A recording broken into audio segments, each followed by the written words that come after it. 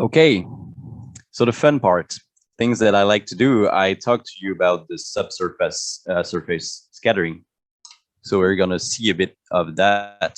So the subsurface scattering is a pretty interesting thing because usually you have your illustration and you understood the color and light theory and you're practicing it in your illustration, and you're choosing overall some pretty nice colors, but it's not that fun to do in like a overall process. And then that's when you have the famous comparison with cooking, means that you have your seasoning at the end, and the seasoning at the end for me is the subsurface scattering, which is the thing that I in bounce light and stuff like this. And so that's where I really had fun while doing, for example, the illustration with the focuses. Here we can even like decompose the structure the way I worked on the light here. I put local color on the fox that was orange, white, purple, and then I put the shadows that we can see with the ears here and that part of the face and that part of the tail. And then I put the lights that is almost like a backlight because of the very white values here. And you have the translucency, the subsurface scattering here, especially in the ears. And you have the atmospheric light that is on that part of his face here, some kind of blue values on his nose and I would say forehead, even though folks don't really have forehead, but yeah, on the top of his head.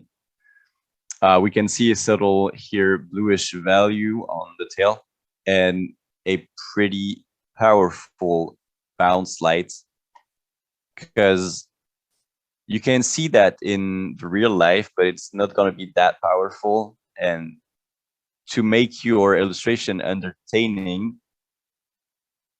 make it always a little bit more like obvious, because the audience is really going to feel how the light is powerful or not, and how it's going to interact with the subject. So that's my advice. Do things like a little bit more than what you see, exaggerated, a little bit more exaggerated than the reality.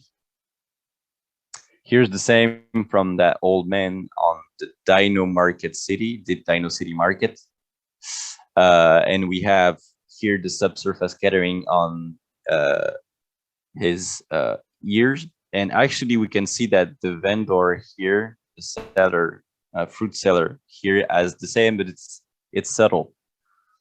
And we have the bounce light. I believe that was, I don't even know the name of that animal, but yeah, we have like a kind of like fish and stuff like this stand, and with like a warm color, so that warm color was bouncing on the underneath his neck.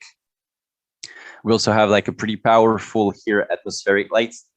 It's a very colorful illustration, so that was a challenge for me because I wanted to make it super colorful. So I did not really have any balance in terms of colors in it. Uh, so I needed to put values that could highlight and detached your subject or some characters from the foreground and the background. So I had to do exaggerated here atmospheric lights to really draw his profile. So that's in the same illustration. And you can see, so that's supposed to be like the main character with the pink dinosaur that's really next to him that we cannot see, because that I just crop it like and zoom in. So the light is coming from behind him. it's hitting his head and the right part of his head. Well, he's turning his head, so that's his profile. And you can see that we have the subsurface scattering here in the nose, in the ears, and here it's not really subsurface scattering, but it's like a bounce light just underneath his jaw. So that's where things are interesting, because that's from, I would say, a scientific approach. But once again, I'm not a scientist.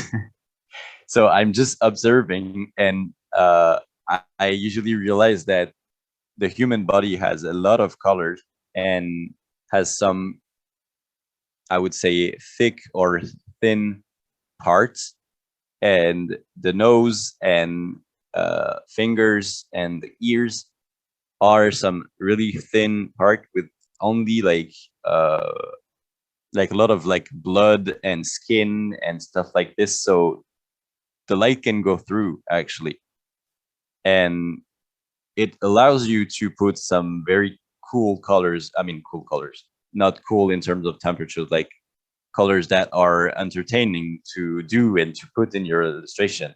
It feels, I usually like a lot that process.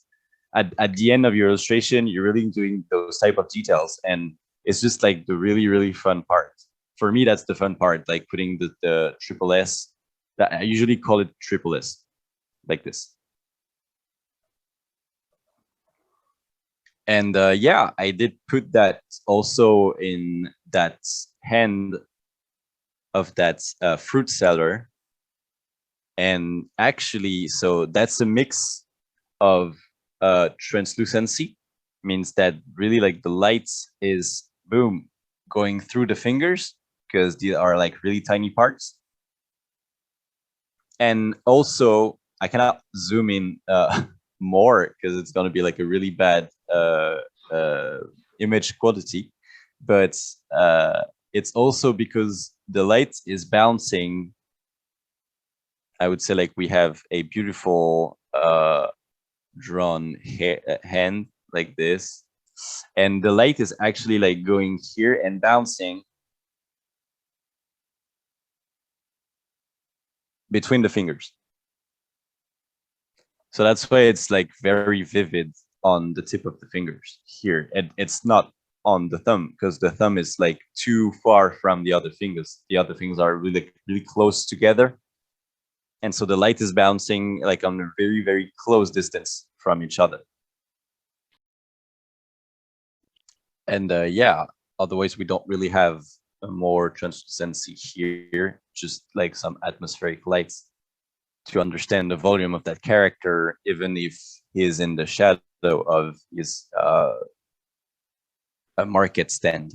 Here also, that's once again a rim light, and you can see how vivid the colors are here and here, and you can see how we have the blue of an atmospheric light, so-called color, and then that warm color that just the sun is from here, is actually higher, but I don't want to move all the way in the file, and bouncing everywhere on the shirt, the sleeve, the hand, the jaw, the nose, and everything.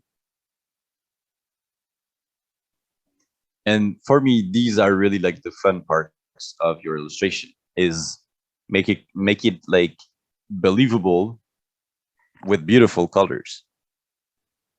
We have example from real life.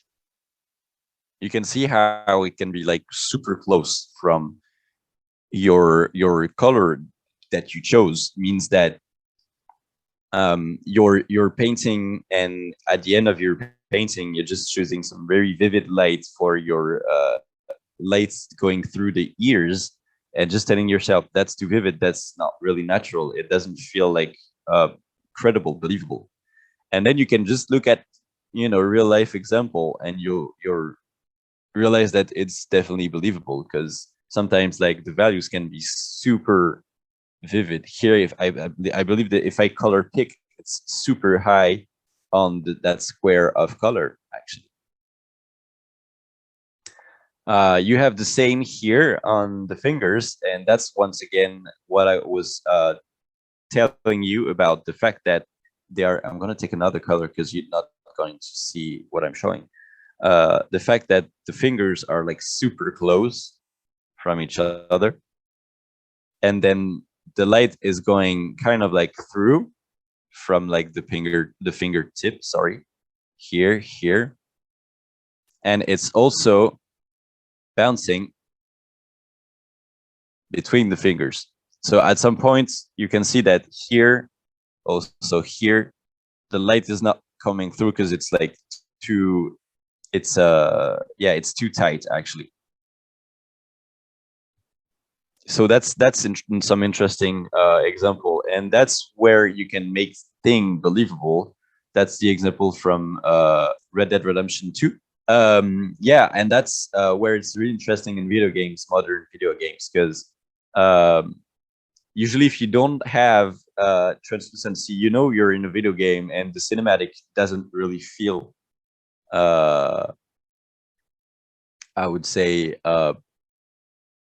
it's not like, it won't be interesting enough, because those tiny details make it believable. If you don't have, for example, the example of like translucency of your light going through the ears, it would make like the ear would look like really plastic, but like opaque plastic that the light cannot go through. And I believe that no one really has opaque ears in the world as like the human species.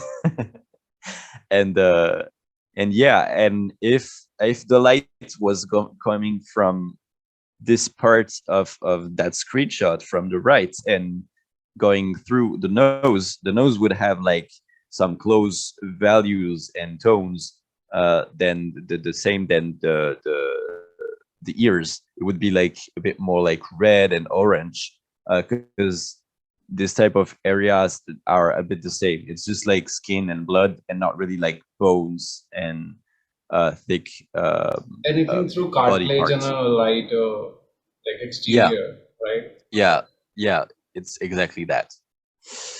So yeah,